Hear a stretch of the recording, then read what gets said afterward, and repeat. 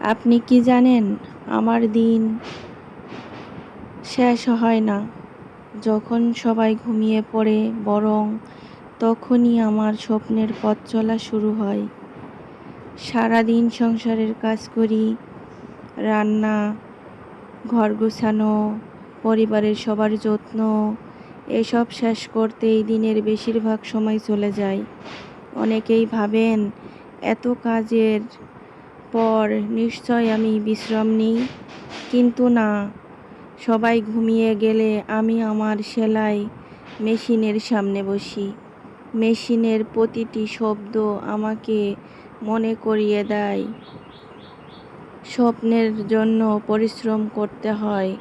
ধীরে ধীরে একটি করে সেলাই করি আর মনে মনে দোয়া করি, আল্লাহ যেন আমার এই হালাল পরিশ্রমে বরকত দেন। আমি জানি আমার মতো আরও অনেক নারী আছেন যারা সংসারও সামলাচ্ছেন, আবার নিজের স্বপ্নও ছাড়ছেন না। আপনাদের জন্য আমার একটি কথাই, স্বপ্ন দেখুন, পরিশ্রম করুন এবং আল্লাহর ওপর ভরসা রাখুন। ইনশাল্লাহ একদিন আপনার পরিশ্রমও ফল দেবে।